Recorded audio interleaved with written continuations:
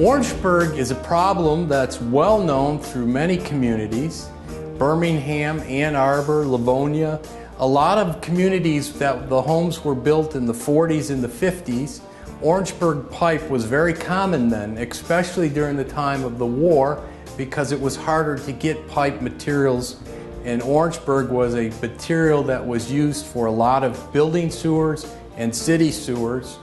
And Orangeburg is a pipe that is made out of coal tar and wood pulp. It deteriorates over time, sometimes where it takes the shape of a heart and starts to collapse. Other times it blisters and delaminates.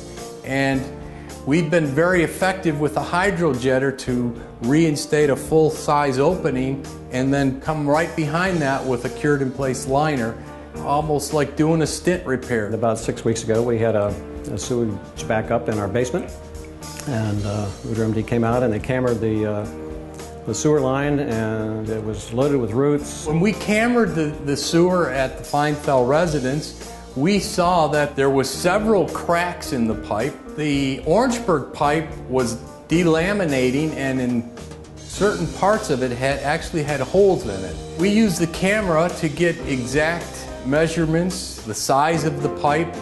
We also have a tool on the camera, it's called a sonde, and the sonde sends a signal to a locator, and we can tell exactly where that camera is. We can tell how deep the sewer is, and we know exactly where the bad spots are. We hydrojetted the sewer and got it back to a clean condition, kind of scoured the inside of the pipe. It cleans it right down to the crock, no roots left, so we had a nice flowing pipe. But we also had a problem near the tap into the main sewer, where we had this Orangeburg pipe that was in really bad shape, and had we just cleaned the crock, this would have been a problem down the road, because it would have been a major break in the line. We found that they had a section of Orangeburg pipe that was from the tap in about 30 feet, and we used a hydrojetter again to smooth that out, then put in a cured-in-place pipe liner.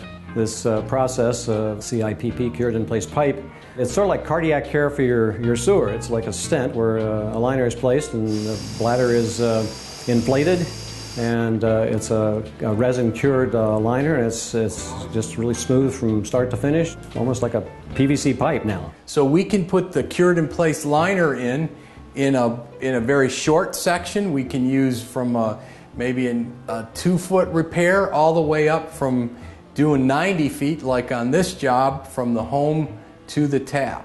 The liner will cure real well even when there's a hole in the host pipe. There was one section in particular that was extremely cracked. It was good to line that because now we know that's locked into place and will never collapse. The lining process that we use goes in wet, so when it cures in one continuous piece. It's seamless, and it will actually enhance the flow of the sewer. The main house was built in the 40s. The next owner apparently put a breezeway and a garage right over the sewer line. And to dig this up, we would have had to demolish the garage and the breezeway, but this procedure just offered a great alternative to not have to do that, and considerable cost savings, and just not having the destruction of those structures. With the cured-in-place process, there's no or very little restoration work. You don't have to worry about tearing up driveways, tearing down a building. You don't have to worry about hitting gas lines or electric lines or cable TV. With the cured-in-place process, there's typically no excavating and there's no restoration costs. We're very happy that they were able to take care of this in a very short amount of time, and in a very efficient manner. And very thorough and knowledgeable, and just very pleased.